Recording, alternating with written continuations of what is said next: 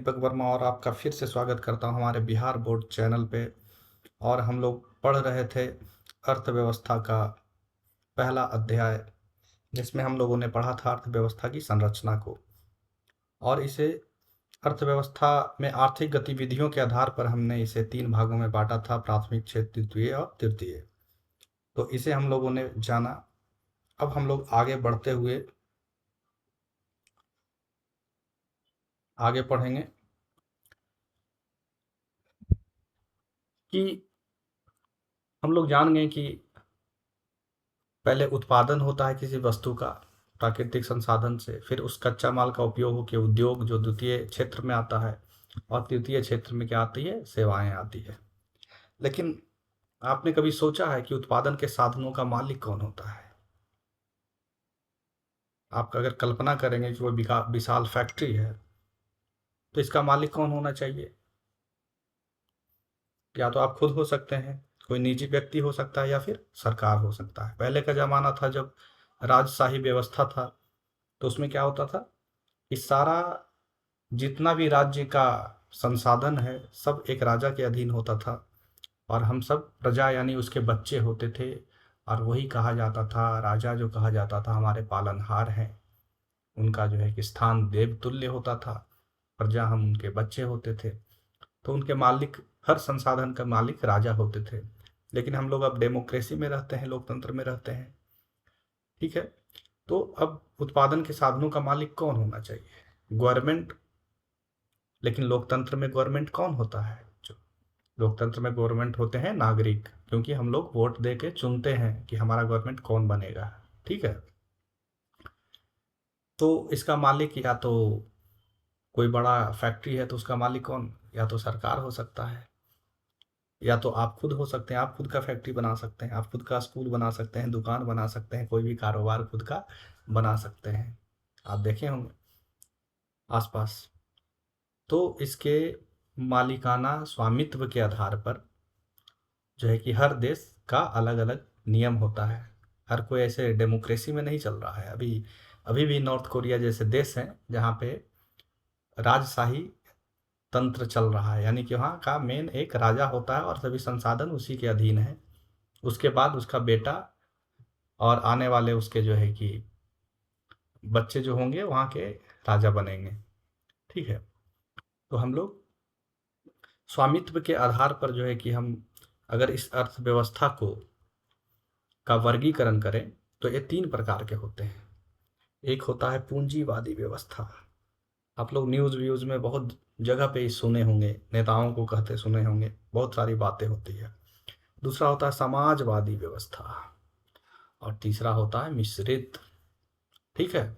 भारत कैसा है? भारत मिश्रित है। क्यों? समझते हैं। पूंजीवादी व्यवस्था मतलब यानी कि जिसका जो है कि किसी भी कोई फैक्ट्री है या कोई संस्था है, उसका जो है कि स्वामित्व आप अपने खुद पे रख सकते हैं। जैसे कि ज़मीन आपके पास 2 बीघा 4 बीघा है, तो उसके मालिक आप हैं, आप खुद हैं, ये नहीं कि सरकार है, ठीक है। तो जिस यहाँ पे स्वामित्व यानी चीज़ें प्राइवेट हो, आप जानते हैं प्राइवेट स्कूल होता है, गवर्नमेंट स्कूल होता है। प्राइवेट स्कूल होता है, उसका ऑनर कौन होता है? उसका स्वामी कौन होता है? उसका स्वामित्व किसी एक व्यक्ति के पास होता है। वो चाहे तो स्कूल को बंद कर सकता है, वो चाहे तो उसको खोल सकता है, एक स्कूल से 2 स्कूल बना सकता है, और सबका ऑनर रहेगा, कोई व्यक्ति रहेगा। लेकिन गवर्नमेंट स्कूल का कौन होता है मालिक? गवर्नमेंट होता है। कौन होता है? गवर्नमेंट। गवर्नमेंट मतलब वो सबका होता है, हम सभी का। गवर्नमेंट हम लोग चुनते हैं, तो गवर्नमेंट स्कूल में हम सभी पढ़ सकते हैं, समझ रहे हैं। तो उसका जो है कि स्वामित्व किसी एक निजी व्यक्ति के पास नहीं होता है, किसी का वो स्कूल निजी नहीं है, समझ रहे हैं ना। तो वो आता है जब हम सरकारी स्वामित्व की बात करें, जहाँ पे संसाधनों का ऑनरशिप जो हो, स्वामित्व हो, वो गवर्नमेंट के पास रहे, तो उसको कहते हैं समाजवादी अर्थव्यवस्था। कैसा व्यवस्था? समाजवादी। क्योंकि ये समाज का है, वहाँ पे जो के जितने भी संसाधन हैं किसके हैं? समाज के हैं, उसका सब उपयोग कर सकता है। और वैसा देश जहाँ पे निजी व्यवस्था भी हो कि आप निजी चीज़ों को खरीद के उसका स्वामी बन सकते हैं, और सरकारी भी हो। दोनों तरह का व्यवस्था अगर कोई देश आपको मुहैया कराता है, अनुमति देता है, तो वहाँ की अर्थव्यवस्था को हम लोग कहेंगे मिश्रित अर्थव्यवस्था है। और भारत कैसी अर्थव्यवस्था है? मिश्रित अर्थव्यवस्था, क्योंकि यहाँ गवर्नमेंट स्कूल भी है और प्राइवेट स्कूल भी है। बहुत सारे जगह पे जो है कि दुकानें हैं, मॉल हैं, ये सब क्या है? ये सब निजी हैं। लेकिन आप देखेंगे गवर्नमेंट स्कूल है, आपका रेल है, सरकारी बसें हैं, परिवहन के जो है कि के लिए सड़क का जो है कि मार्ग बना हुआ है, ये सब गवर्नमेंट कंट्रोल करती है ना? पूरा ब्यूरोक्रेसी है, गवर्नमेंट कंट्रोल करती है। तो भारत कैसा है कि यहाँ आप निजी चीज भी रख सकते हैं, खुद का जो है कि स्वामी भी बन सकते हैं किसी भूमि का, और यहाँ पे बहुत सारी चीजें गवर्नमेंट भी है।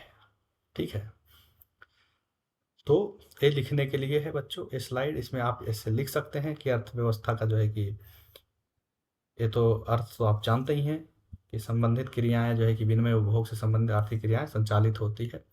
अब अर्थव्यवस्था के प्रकार क्यों क्यों अभी हम लोगों ने बोला कि हम लोगों ने बदला है, हर जगह पे एक ही नियम कानून नहीं होता है।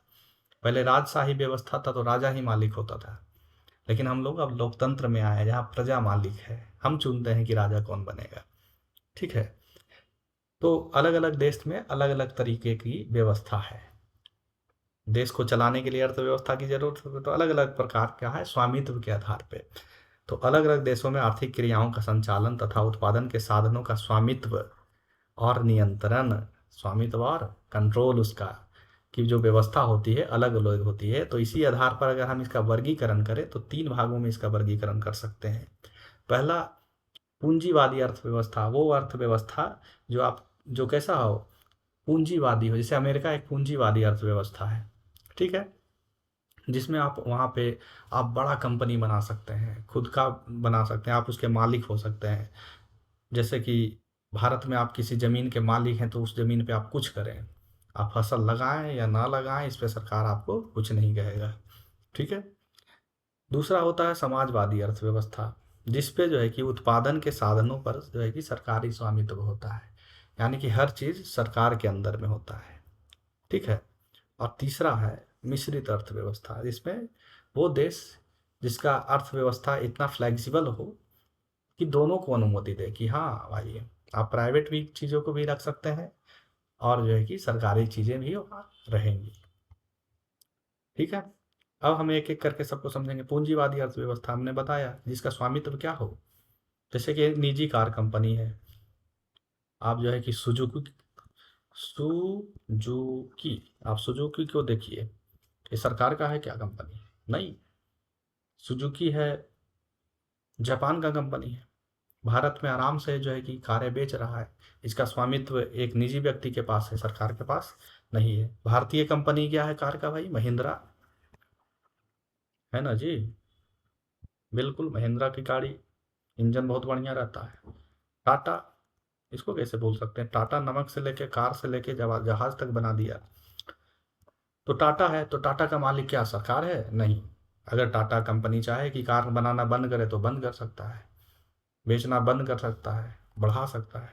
उसका अपना निजी जो है कि फैसला पे उसका कंपनी निर्भर करेगा, क्योंकि उसका स्वामित्व उसके पास है, टाटा के पास है। ठीक है, तो निजी व्यक्ति जो होता है, अगर कोई कंपनी या कोई संस्था कोई निजी व्यक्ति के पास हो तो उसका पूरा नियंत्रण उस निजी व्यक्ति के पास होता है। और उसका जो है कि गोल क्या होता है, उसका उद्देश्य होता है कि उत्पादन करके वस्तुओं को पूरे देश भर में उसे बेचे, और उसका जो है कि उससे उसका जो लाभ होगा निजी होगा। ये लाभ किसको होगा? इस व्यक्ति को होगा। अगर आपने कोई बिजनेस खोला है तो उसका लाभ लाभ किसको होगा? आपको होगा। ठीक है, तो सरकार का जहाँ पे हस्तक्षेप ना हो और जो है कि चीज़ें आपकी हो और उसका लाभ भी किसको मिले? आपको मिले पर्सनली, तो पूंजीवादी अर्थव्यवस्था इसकी आज़ादी देता है।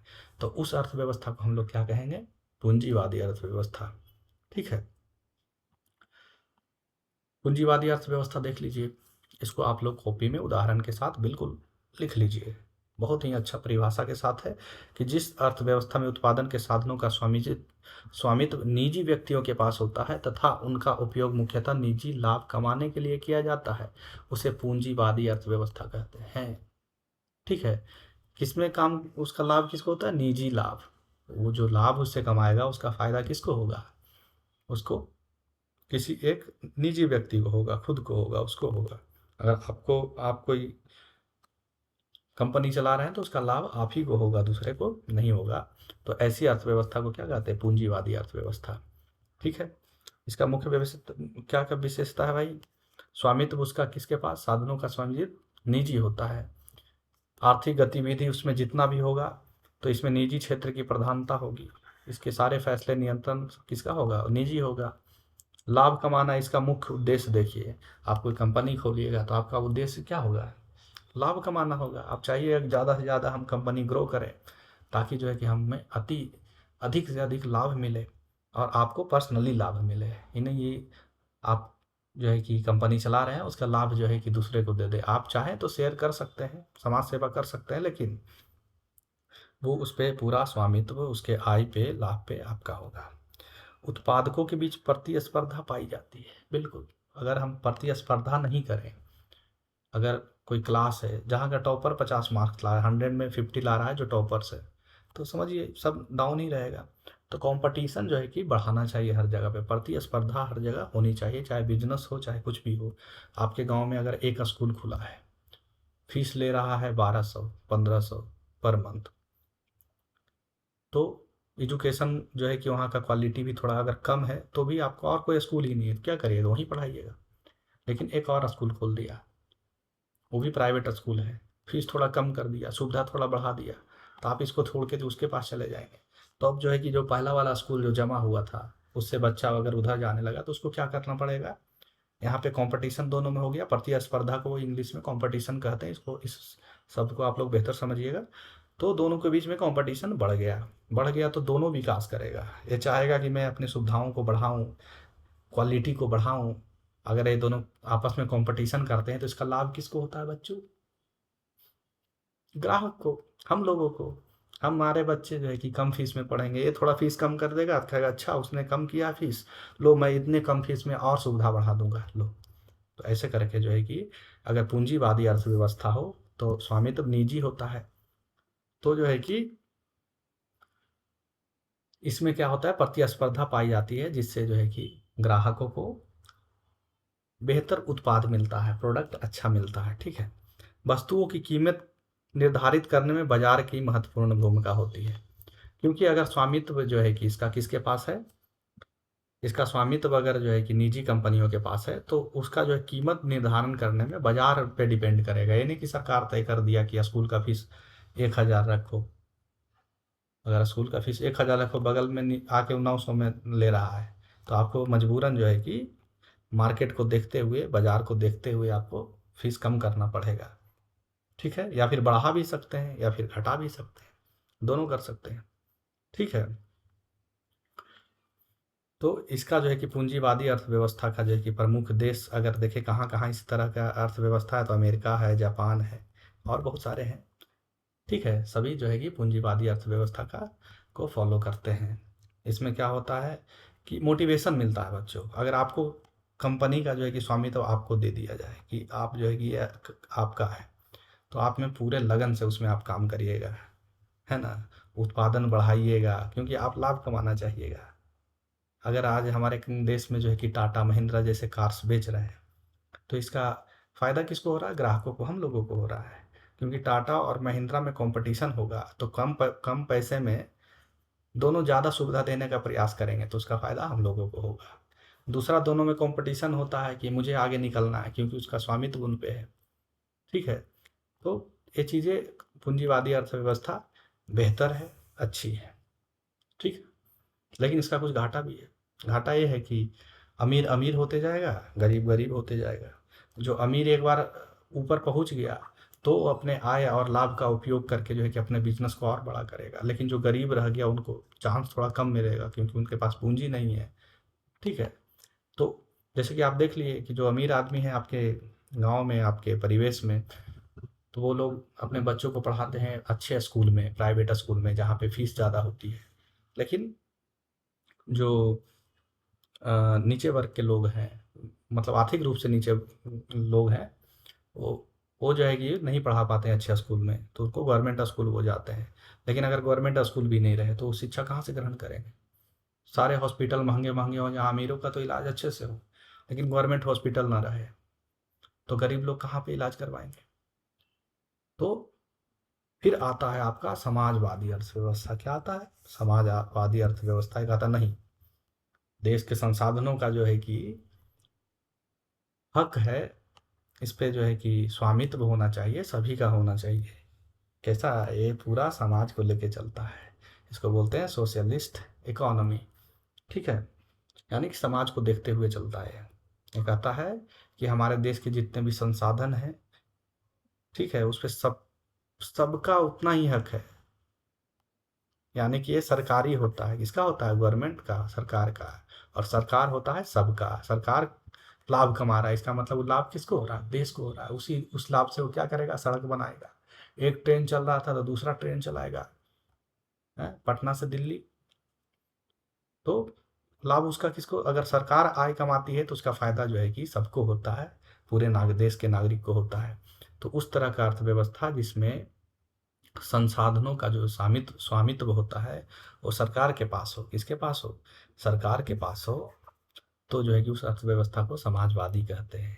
और इसके जो है कि फायदा क्या होता है? आय, इसका आय जो होता है सरकार को होता है। किसको होता है? सरकार को। और अगर सरकार को आय होगा तो इसे सामाजिक कल्याण में उस आय को खर्च किया जाता है। देश के को संरचनात्मक, देश के आर्थिक विकास होता है अगर हो, तो जो है उसका उपयोग सामाजिक यानी कि देश के लोगों पे उसका खर्च किया जाएगा। तो इसका मुख्य उद्देश्य सामाजिक कल्याण होता है। देखिए, जब उत्पादन और साधनों का स्वामित्व एवं संचालन सरकार के पास हो और उपयोग सामाजिक कल्याण के लिए हो। समझ रहे हैं? तो समाजवादी अर्थव्यवस्था, इसको लिख लीजिए। ये सरकार के पास होता है इसका स्वामित्व, तथा उनका उपयोग मुख्यतः सामाजिक कल्याण के लिए किया जाता है। अगर देश, सरकार अमीर हो रहा है इसका मतलब देश अमीर हो रहा है। देश अमीर हो रहा है मतलब देश के आप नागरिक हैं, तो आपको अच्छी सड़कें मिलेगी, अच्छे स्कूल मिलेंगे, अच्छे हॉस्पिटल मिलेंगे। मिला जुला के लाभ किसका होगा? पूरे समाज का होगा। समझ रहे हैं?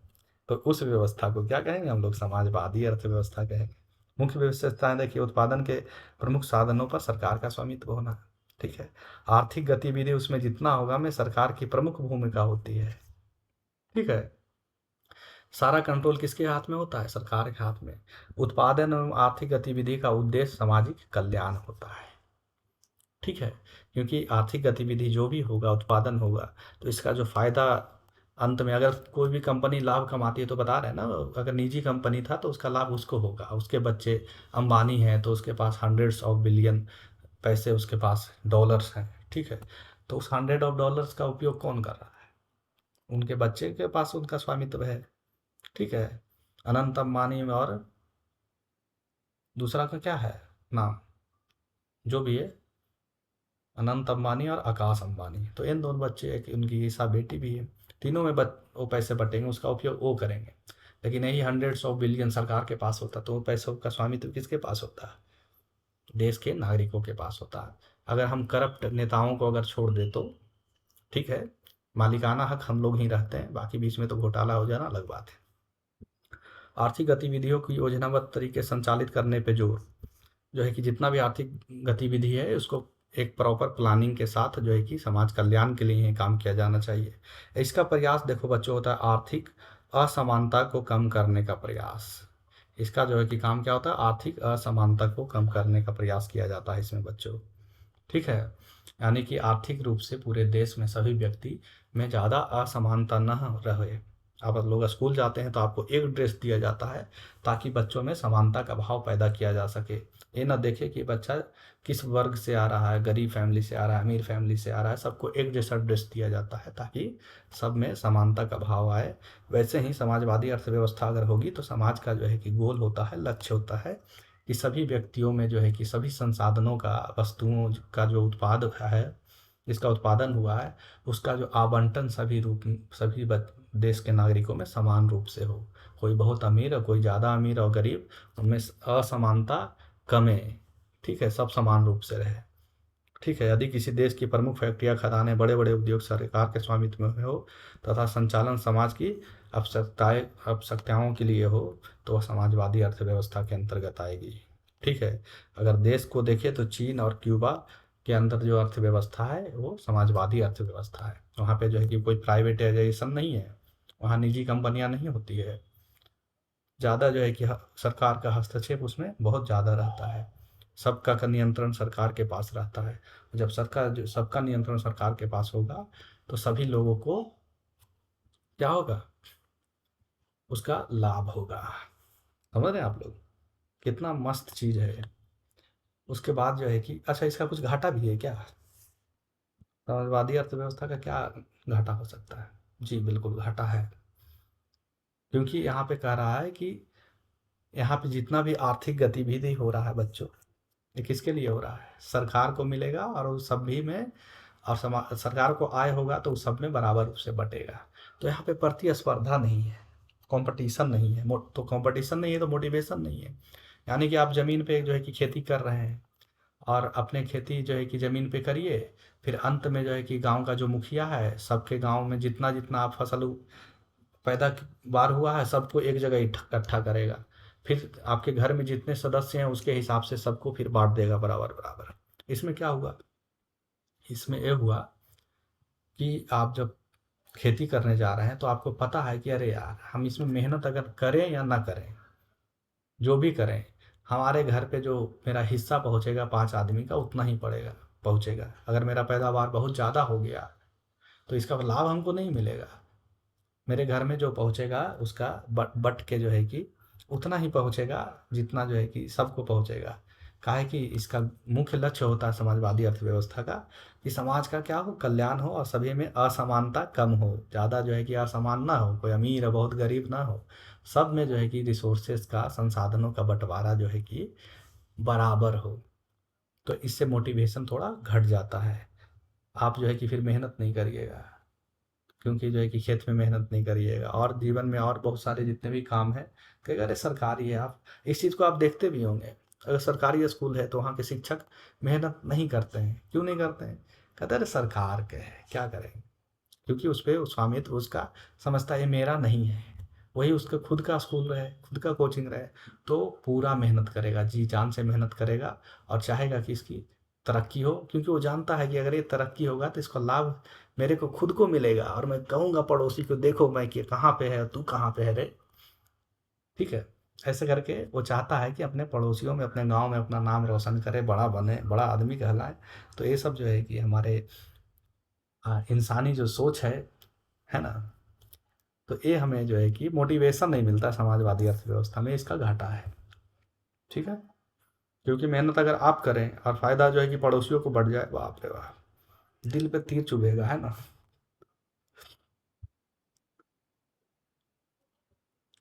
समझ रहे हैं इसको? बिल्कुल समझ रहे होंगे आप लोग। आगे बढ़ते हैं, मिश्रित अर्थव्यवस्था।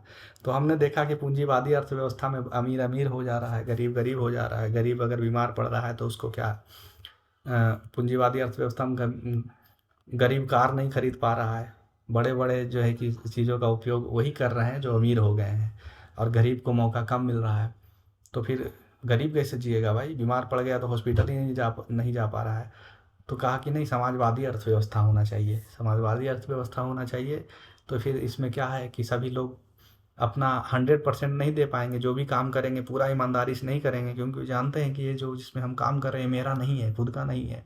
जब किसी चीज़ पे जो है कि खुद का स्वामित्व नहीं लगता है तो लोग में मोटिवेशन घट जाता है, और अपना जितना 100% है वो नहीं दे पाते हैं। ये इसका ही घाटा है। कहा नहीं, ऐसा मत करो कि पूरा समाजवादी बनाओ और पूरा पूंजीवादी ही देश को बना दो।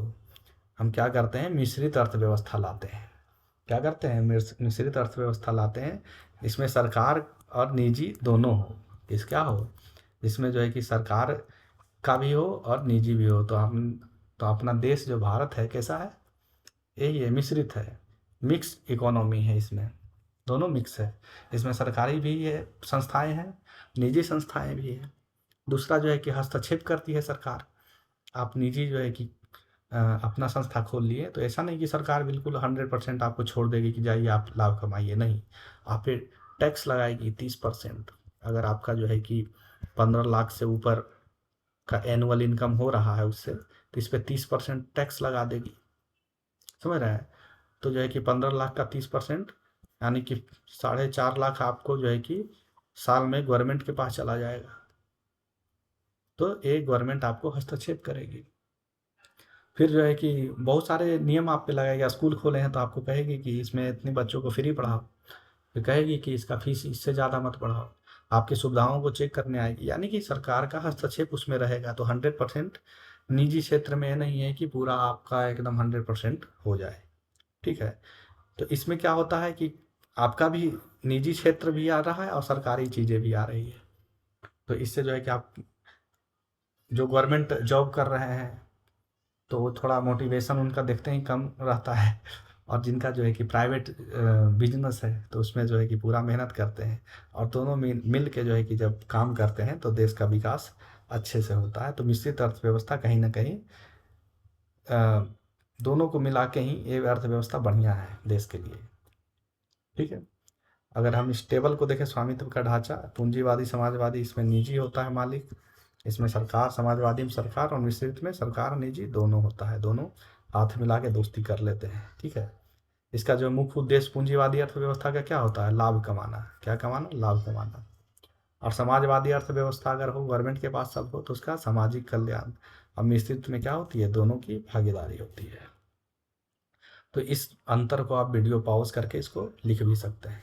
मस्त चीज़ है, कितना मजा आया इसमें, है ना।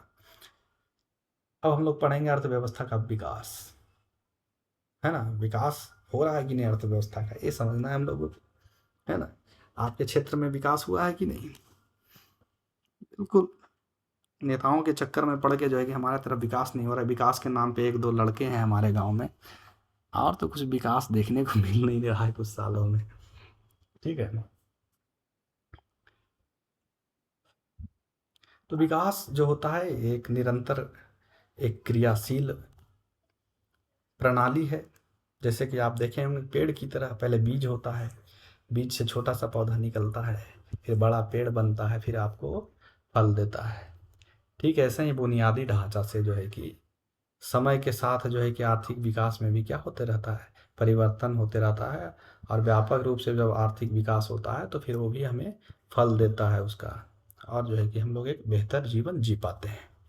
ठीक है, ये दीर्घकालीन मतलब कि लंबे समय का जो है कि रिजल्ट आपको देखने को मिलेगा अर्थव्यवस्था में विकास को, अगर आप देखना चाहते हैं तो। ठीक है, तो अर्थव्यवस्था समय के साथ बदलती रहती है। उत्पादन, आय तथा आर्थिक गतिविधि में होने वाले सकारात्मक परिवर्तन इस प्रक्रिया का हिस्सा है। समझे? तो इसका अर्थ है कि जब दीर्घकाल में अर्थव्यवस्था की वास्तविक राष्ट्रीय आय में वृद्धि की प्रक्रिया को क्या कहा जाता है? आर्थिक विकास कहा जाता है। ठीक है, तो एक लंबे समय में क्या होता है, हम लोग सभी कार्य करते हैं, आय कमाते हैं, उत्पादन करते हैं। तो ऐसे कर करके हम लोग जब बाहर एक्सपोर्ट करने लगते हैं, बहुत ज़्यादा उत्पादन करने लगते हैं, दूसरे देशों से व्यापार करने लगते हैं, तो इससे क्या होता है, हमारे देश की जो राष्ट्रीय आय है इसमें क्या होने लगती है? वृद्धि होने लगती है। और इस वृद्धि की प्रक्रिया को ही हम लोग कहते हैं आर्थिक विकास। ठीक है, बिल्कुल। एक समय था भारत का जीडीपी बहुत कम था, अभी देखा जाए तो भारत का जीडीपी बहुत बेहतर हुआ है। तो पहले की अपेक्षा में अगर हम तुलना करें, चलिए ऑनलाइन देखते हैं इसको हम लोग सर्च करके, क्या बोलते हैं पब्लिक, देखा जाए। बिल्कुल, तो देखते हैं 1947 में भारत का राष्ट्रीय आय क्या था भाई।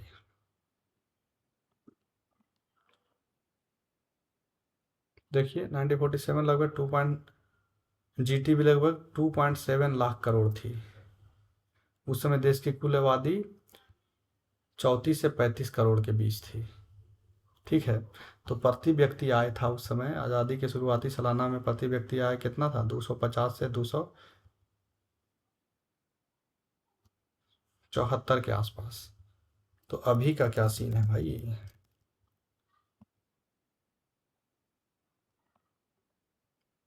अगर अभी का सीन हम लोग देखें तो 2025-26 के आंकड़ा के अनुसार जीडीपी जो है कि देखिए विश्व का जो है कि सबसे बड़ी अर्थव्यवस्था में छठे नंबर पे आ गया अपना देश। भारत माता की जय। देखिए कुल राष्ट्रीय आय जीडीपी भारत का जो है कि बाप रे बाप 3.92 ट्रिलियन से 4.5 ट्रिलियन हो गई है। करीब 330 लाख करोड़ से 350 लाख करोड़, देख रहे हैं अंतर। 2.7 लाख करोड़ से कहाँ पे आ गया सीधे 330 लाख करोड़। लेकिन हमारा जो है कि अब जो है कि हम देखें पहले प्रति व्यक्ति आय, अगर पहले था 274 था पहले सालाना, लेकिन अभी प्रति व्यक्ति आय देखें तो अब कितना हो गया है बच्चों, 2.15 लाख हो गया है सालाना। ठीक है, तो 2.7 लाख करोड़ से इतना लाख करोड़ इसमें बदलाव आया है। 250 से 2.5 लाख रुपया अपना हो गया है। कृषि पहले 50% योगदान था, अब सेवा क्षेत्र में 54 से अधिक योगदान हो गया। हम बताएं ना, सेवा क्षेत्र में जो है कि ज़्यादा हुआ है। 725 बिलियन से अधिक विदेशी मुद्रा भरण, फॉरेक्स एक्सचेंज इतना बढ़ गया है। ये सब आपको पढ़ना है, अर्थशास्त्र में आगे बहुत अच्छे डिटेल से पढ़ाएंगे अगर टॉपिक में रहा तो। ठीक है, तो हम लोग काफ़ी तरक्की किए हैं बच्चों, पीछे एकदम नहीं है, एकदम कंधे से कंधे मिला के हम लोग आगे बढ़ रहे हैं। तो जो है कि राष्ट्रीय हम लोग आर्थिक विकास इसी को कहते हैं, जब हमारे राष्ट्रीय आय में क्या हो जाए, वृद्धि हो जाए। ठीक है, एक दीर्घकालीन प्रक्रिया है, ये नहीं कि आज और एक महीने में माप लिए कितना आय हुआ। एक अंतराल में मापा जाता है कि हमारा जीडीपी कितना ग्रो किया है। इसमें वास्तविक जो है कि राष्ट्रीय आय में वृद्धि महत्वपूर्ण है। ठीक है, आर्थिक गतिविधियों और उत्पादन में परिवर्तन होता रहता है। हम लोग जो है कि जैसे कि पहले कृषि के पहले के जीडीपी में मुख्य योगदान राष्ट्रीय आय में क्या था, योगदान किसका था, कृषि का था, प्राथमिक क्षेत्र का था। लेकिन अब सेवा क्षेत्र में आ गया, अब टेक्नोलॉजी का ज़माना आ गया, तो हम लोग ज़्यादा आय बना रहे हैं, ज़्यादा जो है कि हम लोग वृद्धि कर पा रहे हैं आय में। तो किसके वजह से, सेवा के क्षेत्र के वजह से, टेक्नोलॉजी के वजह से। ठीक है, और विकास एक क्रमिक प्रक्रिया है बच्चों, धीरे धीरे चलता रहता है, रुकता नहीं है। जैसे कि आपका बॉडी धीरे धीरे पता नहीं चलता है ना, लेकिन बढ़ता रहता है। आप नहीं देख रहे हैं कि कैसे हाइट बढ़ रहा है, लेकिन दीर्घकालीन रूप से देखेंगे किसी बच्चे को तो धीरे धीरे वो बड़ा हो जाता है। वैसे ही अपना देश का जो है कि आर्थिक विकास होते रहता है। इसका संबंध जो है कि सीधा जीवन स्तर में सुधार से है। जैसे ही आपका राष्ट्रीय आय बढ़ेगा तो जो है कि राष्ट्र क्या करेगा, सड़क निर्माण करेगा, संसाधनों का उपयोग अच्छे से करेगा, नए नए चीज़ों को बनाएगा, आपको नई सुविधाएं देगा। तो आप लोग देखेंगे कि आज से 20 साल पहले जो अपने देश की जो है कि सड़कें थी, परिवहन के संसाधन थे, ये सब में कितना बेहतर हो पाया है। हम लोग जो है कि कितने अच्छे से जो है कि टेक्नोलॉजी में विकास हुआ। हम जो है कि अमेरिका में बनने वाली वस्तुओं का, फ़ोन का, आईफोन का इस्तेमाल हम लोग भारत में कर पा रहे हैं। विदेशों के साथ जो है कि हमारा व्यापार और बेहतर हुआ है। अगर मैं खुद की बात करूँ तो मैं नोकिया में काम करता हूँ, मैं सॉफ्टवेयर डेवलपर हूँ, इंजीनियर सॉफ्टवेयर फील्ड में। तो मैं फ़िनलैंड की कंपनी है नोकिया, तो मैं उसमें काम कर रहा हूँ, लेकिन इंडिया में रहते हुए। तो ये सारी चीज़ें आज संभव हो पाई है, आज के जो है कि टेक्नोलॉजी के माध्यम से, आज के व्यवस्था के अनुसार। तो इन सब में जो है कि अगर हम दूसरे के कंपनी में काम कर रहे हैं, अगर हम मुझे जो है कि भारत के ही कंपनी में काम करने का मौका मिले तो हम उत्पादन करेंगे, जो आय होगा वो भारत का होगा। ठीक है, तो अभी बहुत सारी चीज़ें हैं जो भारत को बेहतर करना है। ठीक है, उत्पादन देखिए बढ़ा है लंबे समय में, आय बढ़ गया है, रोजगार के अवसर बढ़ा है। जब भारत आज़ाद हुआ तो आप देखते हैं गरीबी, बेरोजगारी बहुत चरम पे था। शिक्षा, स्वास्थ्य की सुविधाएं देख लीजिए, पहले जो मोर्टेलिटी रेट बहुत कम था, अब जो है कि बहुत बेहतर हो गया है। यानी कि पहले बच्चे जन्म के दौरान 4-5 बच्चे होते थे सबके, जिसमें से 1-2 बच पाते थे। अब देखिए एक बच्चा भी है तो बच जाता है, क्योंकि हमारे पास स्वास्थ्य की सुविधाएं बेहतर हुई है। समझ रहे हैं। लेकिन एक चीज़ और है, क्या सिर्फ पैसा बढ़ना ही विकास है? हैं? आप जो है कि क्या हो कि आप कहें कि आपके घर में का जो है कि कितना बढ़िया आर्थिक विकास हुआ है, आप बिजनेस कर लिए, आपका 2 बेटा नौकरी करता है, तब तो आपको बढ़िया जो है कि पहनना चाहिए, ओढ़ना चाहिए। लेकिन क्या हो अगर आपके घर का सिस्टम है, आपके जो गार्जियन हैं वो थोड़ा कंजूस हों, तो क्या हो जाएगा? होता है ना, बहुत लोग कंजूस होते हैं, और कंजूस इतना ज़्यादा होते हैं कभी कभी कि जहाँ आवश्यकता वहाँ भी खर्च नहीं करते हैं। तो उनके पास पैसा अकाउंट में पड़ा रहेगा, डॉलर्स, समझे, डॉलर्स में उसके पास पैसा है, बहुत पैसा है। लेकिन जो है कि वो बीमार पड़ गए हैं तो इलाज ही नहीं कराएंगे, कहेंगे ना ये अब खुद से ठीक हो जाएगा। स्कूल भेजना है बच्चों को तो भेज देंगे सरकारी स्कूल की है, पैसा तो वो खर्च नहीं करेंगे। तो कहेंगे कि उसका विकास हुआ है। अगर उसका जो है आमदनी बढ़ गया तो इससे क्या उसका बहुआयामी विकास हुआ है क्या? विकास का मतलब हर रूप से आपका विकास होना चाहिए। अब आप एक विद्यार्थी हैं, तो आप अगर पढ़ रहे हैं, ज्ञान अर्जन कर रहे हैं, तो खाली ज्ञान नहीं बढ़ाना है, बल्कि उसको इम्प्लीमेंट करना है अपने जीवन में, और खुद का जीवन बेहतर बनाना है। अलग अलग क्षेत्रों में आपका विकास होना चाहिए, नैतिकता का विकास होना चाहिए, समाज में आपकी जो है कि पहचान होनी चाहिए, है ना? आपका लोग आदर करें, तो ये भी एक विकास का जो है कि है। आपका ईमानदार होना, देश के प्रति वफादार होना, देश में पॉलिटिक्स को समझना, है ना? लोगों से अच्छे व्यवहार करना, ये सब जो है कि जिस प्रकार से आप पढ़ते हैं, तो एक विद्यार्थी का गुण है कि अगर आप में विकास हो रहा है तो ये सब भी झलक आप में दिखना चाहिए, है ना? अंधविश्वास से दूर होना चाहिए आपको। तो बहुत सारी चीज़ें हैं। विद्यार्थी के तौर पे आप सिर्फ ज्ञान अर्जन, ज्ञान में वृद्धि हो रही है, तो इसका मतलब नहीं कि आपका विकास हो रहा है। विकास तब होगा जब उस ज्ञान का आप उपयोग करेंगे अच्छे कामों में, और लोगों का सहयोग करेंगे, सद्भावना लाएंगे, ईमानदार बनेंगे, तब आपका जो है कि विकास होगा। वरना आप जो है कि ज्ञानी बहुत हो सकते हैं, लेकिन आपका उद्देश्य अच्छा नहीं होगा, आप अच्छे विचारधारा के नहीं होंगे, तो फिर आपका विकास संभव नहीं है। आप विकास नहीं बल्कि अ, किसी चीज़ों को डिमोलिश यानी बर्बाद जरूर कर देंगे, ये ओसामा बिन लादेन की तरह। ओसामा बिन लादेन भी बहुत बड़ा पढ़ा लिखा आदमी था, बहुत दिमाग वाला आदमी था, लेकिन उसने अपने दिमाग का उपयोग क्या किया? आतंकवाद में किया। और उसने अमेरिका के ट्रेड सेंटर में जाके एक जहाज को भिड़ा दिया, जिससे बहुत सारे लोग मारे गए। तो फिर वैसा नहीं बनना है। अपनी काबिलियत, अपने ज्ञान का उपयोग जो है कि अच्छे कामों में करना है, ईमानदार आपको होना है, सद्भावना लाना है, सहयोगिता की भावना लाना है। और अगर आप ये सब ले आएंगे तो आप जो है कि समाज में आपका एक पहचान होगा, आप सामाजिक विकास कर पाएंगे। ठीक है। ठीक वैसे ही पैसा बढ़ने से सिर्फ विकास नहीं हो जाता है, बल्कि जो है कि आपका जागरूक होना जरूरी है। उसका एक सही नियोजन करना जरूरी, कि आप पैसों को खर्च कैसे करेंगे, अच्छे रूप से अगर खर्च करेंगे। आजकल देखे हैं कि हमारे तरफ क्या हुआ है कि बिहार शरीफ के क्षेत्र में जो है कि मेरा गांव है, तो उस क्षेत्र में क्या हुआ है कि लोग बच्चे आजकल क्या करने लगे हैं कि हल्ले हल्लो का जामताड़ा जो बना था ना, वेब सीरीज, तो वही काम हमारे तरफ भी होने लगा है। तो बच्चों पढ़ाई छोड़ के बच्चे क्या कर रहे हैं कि वही सब काम कर रहे हैं। इसके वजह से क्या हुआ, उनके पास पैसे तो आ गया है, उसके वजह से 2 नंबर से उसके पास पैसा बहुत आ गया, लेकिन उसका उनको उपयोगिता नहीं पता है। क्या उनका विकास हो जाएगा इससे? नहीं। वो क्या करेंगे, वो R15 खरीदेंगे, KTM खरीदेंगे, फिर उसको 200 के स्पीड में चलाएंगे, फिर एक्सीडेंट करके अपना पैर हाथ तोड़ लेंगे। ऐसा बहुत सारा घटना हुआ है हमारे तरफ। तो मैं आपको जो है कि वो वो एग्जाम्पल्स दे रहा हूँ जो हमारे तरफ देखने को मिलता है कि नहीं, आपके पास पैसा आ गया, इसका मतलब ये नहीं कि आपका विकास हो गया है। विकास का जो है कि मतलब ही अलग है। अगर आपका स्वास्थ्य खराब है, आप शराब पी रहे हैं उसी पैसे का, और जिससे आपका जो है कि स्वास्थ्य खराब हो गया, तो फिर आपका विकास कैसे हुआ? नहीं, आपका विकास जो है कि योजनाबद्ध तरीके से अच्छे चीज़ों में उपयोगिता उसकी होनी चाहिए। तो आय बढ़ जाने से विकास हो गया है, ये सही नहीं है। जरूरी नहीं है कि सिर्फ पैसा बढ़ गया तो विकास हो गया, नहीं। वैसे ही हमारे देश का अगर राष्ट्रीय आय बढ़ गया, नेता भ्रष्ट है, तो सामाजिक कल्याण में उस आय का उपयोग ही नहीं करेगा, वो अपने निजी कार्यों में उसका उपयोग करेगा, जिसके वजह से जो है कि हमारा हॉस्पिटल क्या हो जाएगा, खराब हो जाएगा। हमारा शिक्षा स्कूल पे उस पर खर्च नहीं करेगा तो स्कूल खराब हो जाएगा।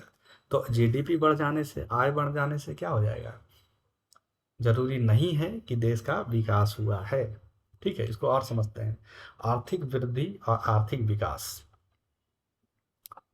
तो आर्थिक की अगर हम वृद्धि की बात करें, तो आर्थिक वृद्धि का एकदम है मतलब वही है कि आय के बढ़ने से, आय में आर्थिक रूप से आप जो है कि मजबूत हुए हैं, आपके घर का आय बढ़ गया है, पैसा वाला आप हो गए बड़ी।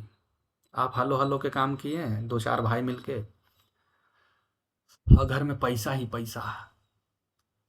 पैसा पैसा करती है कि तो पैसे पे मरती है, वही वाला सीन हो जाएगा। अभी जो है कि उसके पास ज्ञान की कमी होती है, पैसा तो बहुत आ गया, तो पैसा में तो वृद्धि हुआ है, तो इसको कहेंगे आर्थिक ग्रोथ, आर्थिक वृद्धि। उसके यहाँ जो है कि आर्थिक वृद्धि हुई है, लेकिन आर्थिक विकास हुआ है? आर्थिक विकास दूसरा चीज़ है। आर्थिक विकास तब होगा जब जो है कि पूरा समाज एक बेहतर समाज के रूप के सांचे में ढल जाएगा आपकी वजह से। तब जो है कि आर्थिक विकास होगा।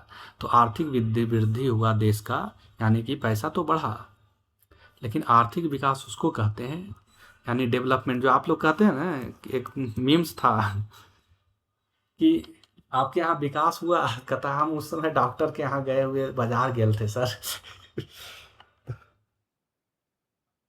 समझ रहे हैं?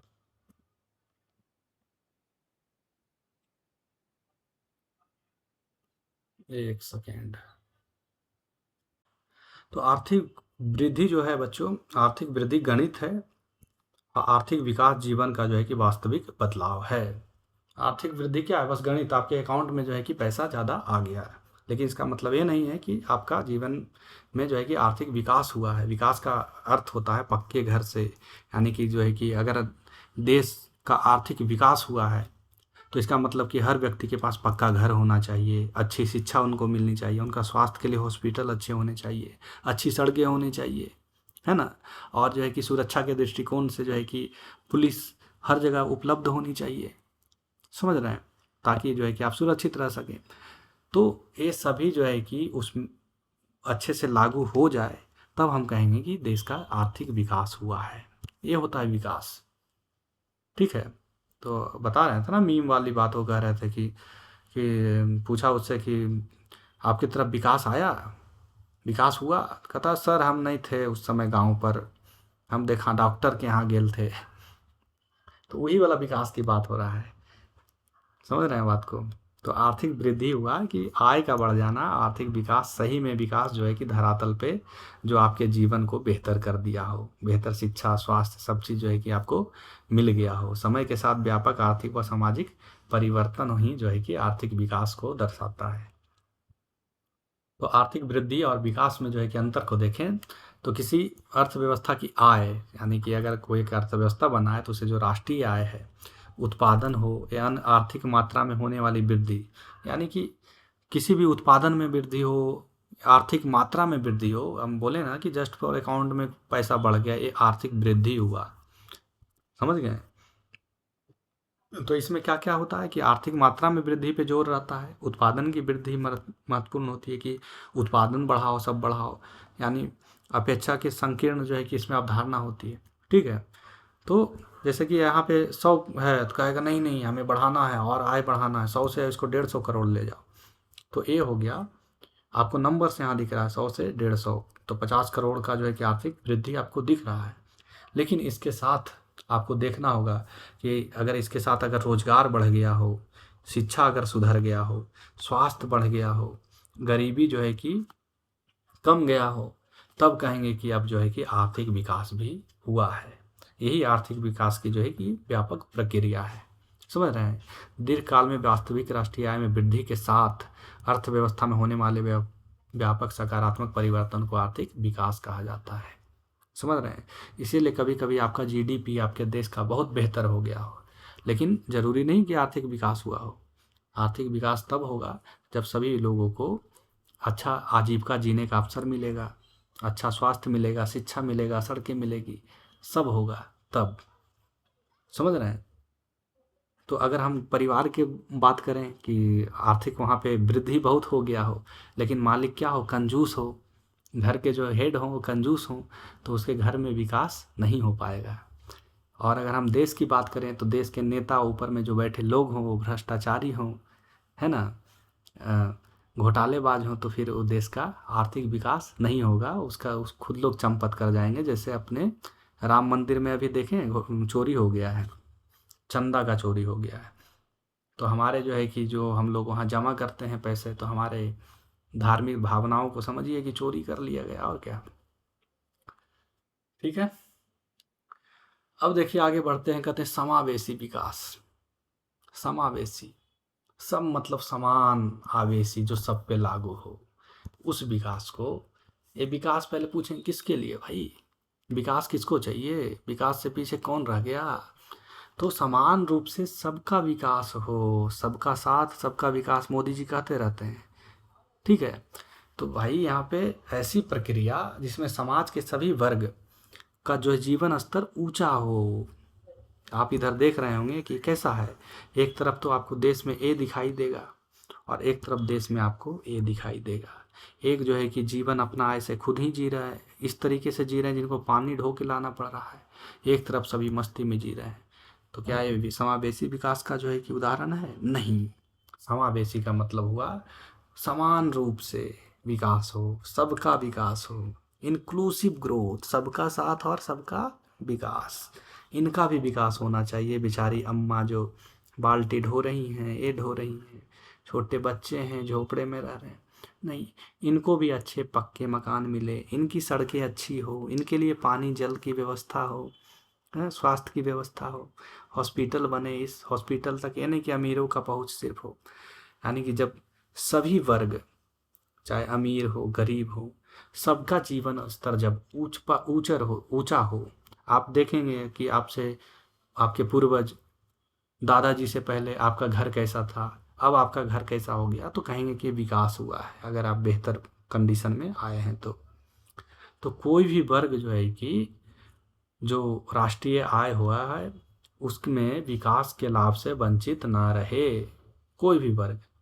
तो ऐसा प्रक्रिया जिससे समाज के सभी वर्गों का जीवन स्तर ऊंचा हो और कोई भी विकास के लाभ से वंचित ना रहे, तो कहेंगे कि समावेशी विकास हुआ है।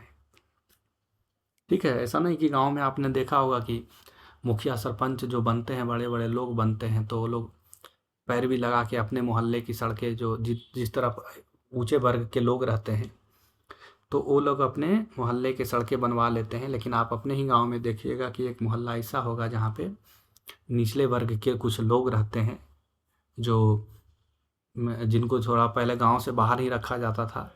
ठीक है। तो उनके तरफ देखिएगा विकास पहुंचेगा नहीं, क्योंकि उनके तरफ से बोलने वाला नहीं है कोई, तो उन तक जो है कि विकास नहीं पहुंचेगा, उनकी सड़कें नहीं बनेंगी, उसका उपयोग बस वोट लेने के लिए किया जाएगा। समझ रहे हैं? तो वो विकास को समावेशी विकास नहीं कहेंगे। समावेशी विकास तब कहेंगे जब सभी वर्गों का जो है कि विकास के लाभ से कोई भी वंचित न रहे मेरे बच्चों। समझ रहे हैं ना आप लोग? ठीक है। तो आर्थिक विकास की वह प्रक्रिया जिसे समाज के सभी वर्गों को विकास का लाभ प्राप्त हो और कोई वर्ग विकास के लाभ से वंचित ना रहे, समावेशी विकास कहलाता है। इसका उद्देश्य होता है कि विकास का लाभ समाज के सभी वर्गों को तक पहुंचाना, गरीब और कमजोर वर्गों के जीवन स्तर में सुधार करना और रोजगार का जो है कि अवसर को क्या करना, बढ़ाना। शिक्षा और स्वास्थ्य जैसी सुविधाओं का विस्तार, ग्रामीण और पिछड़े क्षेत्रों को मुख्य धारा से जोड़ना, आर्थिक और सामाजिक असमानताओं को कम करना बच्चों, आर्थिक और सामाजिक असमानताओं को कम कम करना ही जो है कि समावेशी विकास का जो है कि मुख्य उद्देश्य है। ठीक है। उदाहरण के लिए केवल बड़े शहरों का विकास समावेशी नहीं है। जब गांव, शहर, गरीब, मध्यम वर्ग सभी को अवसर मिले तब वह समावेशी विकास है। तो हम लोग जो है कि हमारे देश में आरक्षण की व्यवस्था है बच्चों, कि जो बहुत दबे कुचले जो निचले वर्ग के लोग हैं, जो अपने लिए भी आवाज़ नहीं उठा पाते हैं, सरकार उनके लिए क्या की है, उनको आरक्षण देती है कि अरे कम से कम एक दो इसके समाज से पढ़ेगा, वो अच्छा अधिकारी बनेगा, तो उससे जो है कि उसके समाज के लोगों में थोड़ा जागरूकता फैलेगी। जागरूकता फैलेगी तो उनका जीवन जो है कि बेहतर होगा। ठीक है। तो समावेशी विकास को आप लोग समझ गए होंगे। मुख्य रूप से इसका मतलब ही सबका साथ, सबका विकास। विकास की इस यात्रा में, इस विकास की जो प्रणाली में कोई भी जो है कि इसके लाभ से वंचित नहीं रहना चाहिए। समझ रहे हैं बात को? बिल्कुल। फिर है सतत विकास। वाह वाह, क्या बात है। सत्य, सनातन, हम लोग बोलते हैं ना सनातन धर्म पालन करने वाले, यानी कि सत्य सनातन मतलब जो निरंतर चला आ रहा है। वैसे ही ये सतत का मतलब होता है जो सदा रहे, विकास का जो धारा है एकदम बिल्कुल आगे भी चलता रहे। जब हम आज की ज़रूरतों का उपयोग करें तो ऐसे ये ध्यान न दें कि जो है कि हम कल के भविष्य को खराब कर दें।